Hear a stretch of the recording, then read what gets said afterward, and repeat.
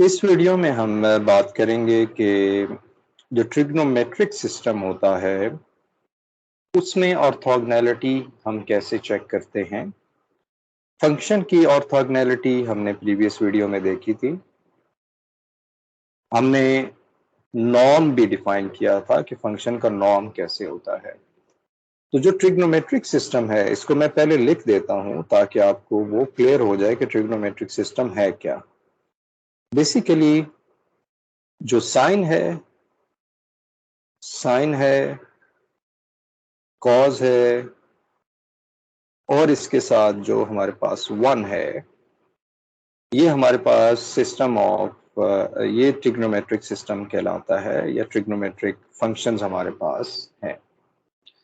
अब मिसाल के तौर पे मैं चेक करना चाहता हूं कि क्या वन और साइन एक्स क्या आपस में ऑर्थोगोनल हैं या नहीं है।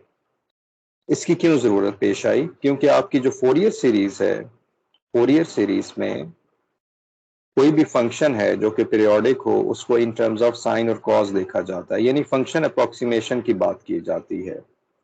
वेक्टर अप्रोक्सीमेशन, जिसकी मैंने काफी लेक्चर उस पे दिए, 6 से 7 लेक्चर्स थे, उसमें हमने वेक्टर अप्रोक्सीमेशन की बात की। तो वेक्टर अप्रोक्सीमेशन के लिए दो इंग्रेडिएंट्स आपको चाहिए होते हैं। अगर आपने कोई वेक्टर अप्रोक्सीमेट करना हो, वेक्टर अप्रोक्सीमेशन, तो इसके लिए पहला इंग्रेडिएंट है कि function the vector should be orthogonal, जो वेक्टर होने चाहिए वो ऑर्थोगोनल होने चाहिए। दूसरी डेफिनेशन हमारे पास है कि उसका नॉर्म यूनिट वेक्टर होना चाहिए, नॉर्म वन होना चाहिए, यूनिट वेक्टर्स होने चाहिए। इसलिए हम साइन और कॉस को देखना चाह रहे हैं कि क्या वो वाकई आपस में ऑर्थोगोनल है या नहीं है। तो सबसे पहले हम चेक करते हैं वन और साइन एक्स को। वन और साइन एक्स का डॉट प्रोडक्ट डिफाइन करते हैं, जो कि हमने प्रीवियस वीडियो में डॉट प्रोडक्ट लेते हैं, जो कि प्रीवियस वीडियो में हमने डिफाइन किया था। वो होता है 0 से लेकर 2 पाई तक, और वन और साइन एक्स का आप प्रोडक्ट ले लेते हैं इंटीग्रेशन में और इसको सॉल्व कर लेंगे। तो साइन एक्स होगा माइनस कॉस एक्स 0 से 2 pi minus cos 2 pi plus cos 0। Cos 2 पाई हमारे पास 1 होता है तो माइनस लगा हुआ है साथ, माइनस 1 प्लस 1 0। तो ये हमारे पास, इसका मतलब है कि 1 और साइन एक्स आपस में इनर प्रोडक्ट 0 है। लेकिन हम सिर्फ साइन एक्स को नहीं देखना चाह रहे, हम sine X, sine 2x, sine 3x, so on, sine जितने भी बन रहे हैं जिसमें आर्गुमेंट कुछ चेंज हो रहा है, तो साइन के एक्स को देखना चाह रहे हैं, साइन के एक्स को, क्योंकि आप सब साइन को इन्वॉल्व करना चाहते हैं फोरियर सीरीज में। वन और अब साइन के एक्स का अगर आप इनर प्रोडक्ट लेंगे तो वो कुछ इस तरह से डिफाइन होगा 0 to 2 pi 1 sign k x D x. इसको जब आप सॉल्व कर लेंगे तो ये आंसर 0 ही आएगा। इसका मतलब है कि हमारे पास 1 and sign k x are orthogonal. ये ऑर्थोगोनल है क्योंकि ये रिक्वायरमेंट है। हम वेक्टर अप्रोक्सीमेशन से फंक्शन अप्रोक्सीमेशन पे जा रहे हैं, ऑर्थोगोनैलिटी देखना चाह रहे हैं कि क्या ये जो ट्रिग्नोमेट्रिक फंक्शन साइन कॉस वगैरह हैं और वन हमारे पास है, ये क्या आपस में ऑर्थोगोनल है या नहीं है। तो वन और साइन के एक्स तो आपस में ऑर्थोगोनल हो गए। अब हम देखना चाहते हैं कि क्या साइन एक्स और कॉस एक्स आपस में ऑर्थोगोनल है। साइन एक्स और कॉस एक्स क्या ये आपस में ऑर्थोगोनल हैं? तो हमारे पास डेफिनेशन है 0 to 2 pi sine x cos x D x. इसको आप सॉल्व करेंगे, साइन का डेरिवेटिव सामने है जो कि कॉस एक्स है, तो साइन की पावर में एक ऐड कर देंगे, 0 से 2 पाई आ जाएगा। Upper limit lower limit put करें तो 0 आ जाएगा। इसका मतलब है कि जो साइन होता है, साइन एंड कॉस एक्स, ये आपस में ऑर्थोगोनल फंक्शन है, आर ऑर्थोगोनल फंक्शंस। ठीक है, मैंने सिर्फ ऑर्थोगोनल लिखा है। ओके, ये भी हमें क्लियर हो गया। अब हम देखना चाहते हैं कि जो साइन है, यानी एक फंक्शन साइन है और दूसरा हमारे पास फंक्शन साइन 2x है, क्या ये ऑर्थोगोनल है या नहीं। हम तमाम कंडीशंस को देखना चाह रहे हैं। तो ये इसी तरह से डिफाइन होगा 0 to 2 pi sine x sine 2x, और इसको जब आप सॉल्व कर लेंगे, आप आसानी से सॉल्व कर सकते हैं। साइन 2x की जगह पे आप फार्मूला लगाएंगे, sine x 2 sine x cos x dx, और ये भी इसी तरह से होगा जब आपके पास साइन x के सामने डेरिवेटिव है, तो ये बन जाएगा 2 साइन, ये 1 और ये 1 2 हो जाएगा, तो साइन 3x बाय 3 0 to 2 पाई, और ये हमारे पास भी 0 आ जाएगा। तो हमें नजर आ रहा है कि ये जो साइन है, साइन साइन के साथ डिफरेंट आर्गुमेंट के साथ 0 है, साइन कॉस के साथ 0 है, और इसी तरह से 1 साइन के साथ 0 है, यानी ऑर्थोगोनल तो ये बन रहे हैं।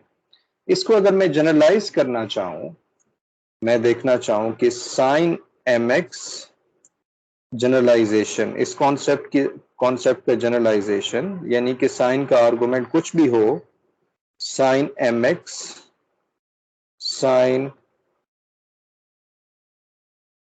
nx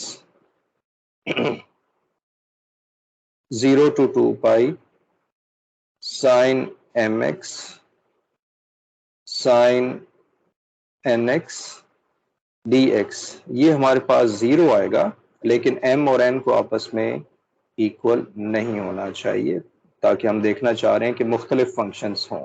sign for example sign 2x और साइन 3x मुख्तलिफ हैं, m और n हमारे पास, तो ये 0 होगा। आप ये जनरल प्रूफ भी कर सकते हैं, लेकिन मैं यहाँ पर इसका आंसर लिख रहा हूँ कि ये ऑर्थोगोनल होते हैं। इसी तरह से cos mx और cos nx 0 से 2 पाई तक, cos mx cos nx, इसको भी अगर आप पर्टिकुलर वैल्यू ले लें या इसी को सॉल्व कर लें, तो हमारे पास आंसर 0 आएगा, और m को m is not equal to n हमारे पास आ रहा होगा। ये तो हो गए आपस में, यानी साइन m और साइन n, cos m और cos n।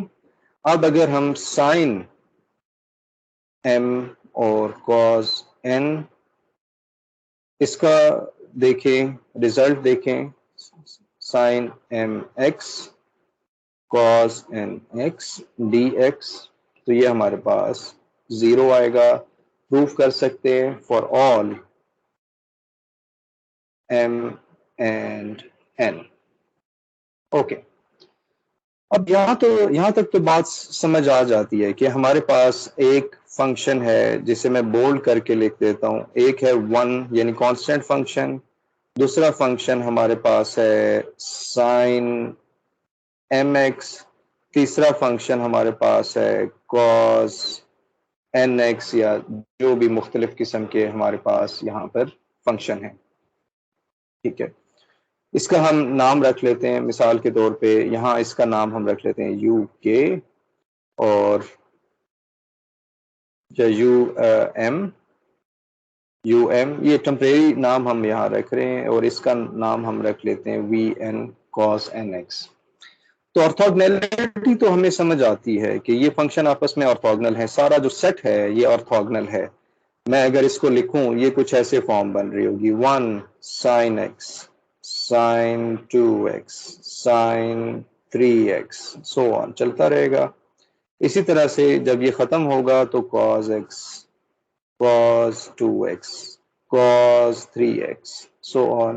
तो ये पूरा जो सेट हमारे पास बन गया, ये आपस में ऑर्थोगोनल तो है।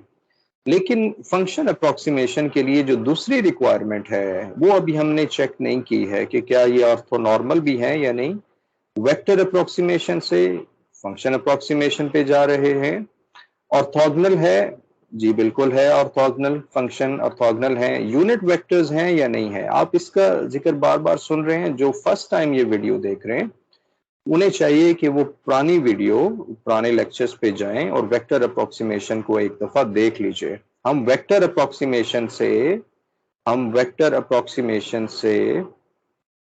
फंक्शन अप्रोक्सीमेशन पे जाना चाह रहे हैं, उस कॉन्सेप्ट को यूज करते हुए फंक्शन अप्रोक्सीमेशन पे जाना चाह रहे हैं।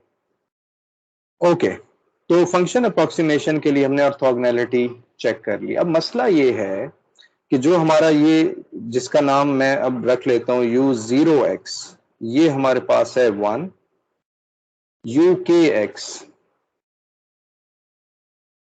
इसका मैं नाम रख लेता हूं cos kx, या अभी मैं इसको जो है यही नाम रखता हूं, यहां पर यही नाम रखता हूं। और हम चेक करें, और ये हमने पहले शायद देखा है कि जो, अगर मैंने ऑर्थोगोनैलिटी ऑर्थोनॉर्मल चेक करना है, यानी कि इसका नॉर्म 1 हो, इसका नॉर्म 1 हो, इसका नॉर्म 1 हो, सबका नॉर्म जो है वो 1 होना चाहिए, तब फंक्शन अप्रोक्सीमेशन बनेगा। तो अगर मैं 1 का नॉर्म लूं, यानी कि आई का नॉर्म जो 1 कांस्टेंट फंक्शन है, इसका नॉर्म लूं तो ये बनेगा 0 से 2 पाई।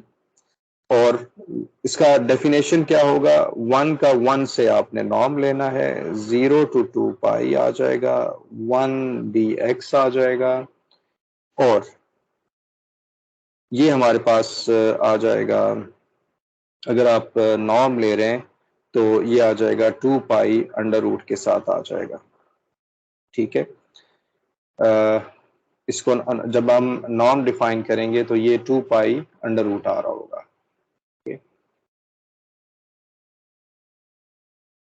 जी, तो फंक्शन जो है इसका नॉर्म आपने इस तरह से लेना होगा। जब नॉर्म लेना है तो यहाँ याद रखना है कि आपने यहाँ पर अंडर रूट लगाना है, तो तब ये 2 पाई अंडर रूट बन रहा होगा। तो नॉर्म आपके पास जो हमने शुरू में पिछले वीडियो में शायद हमने डिफाइन किया है कि हमारे पास नॉर्म ऐसे डिफाइन होता है कि अंडर रूट के साथ आपने लेना है। इसी तरह से अगर आप फॉर एग्जांपल, तो इसका मतलब है कि 1 जो है that is not unit function, ये यूनिट फंक्शन नहीं है। तो ये यूनिट फंक्शन कब बनेगा, हमें वेक्टर से पता है कि अगर वेक्टर हमारे पास हो 2i प्लस 3j, अगर आपने इसे यूनिट वेक्टर बनाना है तो u वेक्टर को इसके मैग्नीट्यूड से डिवाइड करते हैं, ऐसे ही करते हैं हम। तो यहां पर भी हम ऐसा ही करेंगे कि हम, जो हमारे पास 1 है, इसका जब हमने नॉर्म लेना है तो ये 2 पाई अंडर रूट आ रहा है।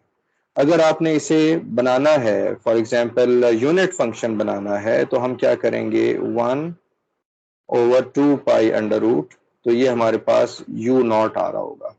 ठीक है, तो ये हमारे पास इस तरह से u नॉट आ रहा होगा, तो तब ये unit function, I am sorry, बन रहा होगा। इसी तरह से जो हमारे पास है uk is equal to cos k x, अगर आप इसका भी नॉर्म लेंगे, यानी कॉस के एक्स का नॉर्म लेंगे, जो कि आप इस तरह से ले सकते हैं, स्क्वायर कर देंगे तो 0 से 2 पाई, आप इसको सॉल्व करेंगे जो हमने पहले शायद सॉल्व किया हुआ है, तो ये यूनिट आंसर नहीं आएगा। तो इसके लिए इसका जो आंसर होता है कॉस के एक्स नॉर्म, ये हमारे पास होता है पाई अंडर रूट के साथ। तो इसके हम क्या करेंगे कि इसके जो वैल्यू है नॉर्म, हम इसके मैग्नीट्यूड से डिवाइड कर देंगे, और इसी तो ये फिर हमारे पास यूनिट वेक्टर बन जाएगा, यूनिट फंक्शन बन जाएगा। v के, ये फंक्शन है, ये वेक्टर नजर आ रहा है लेकिन ये फंक्शन है, sine k x over pi under root, इसका भी आंसर पाई अंडर रूट होता है। हमने प्रीवियस वीडियो में ये फाइंड किया था नॉर्म कॉस के एक्स का, साइन के एक्स का।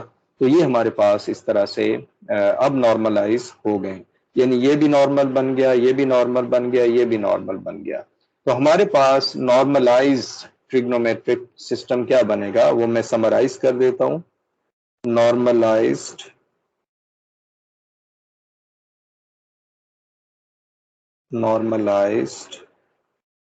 Trigonometric system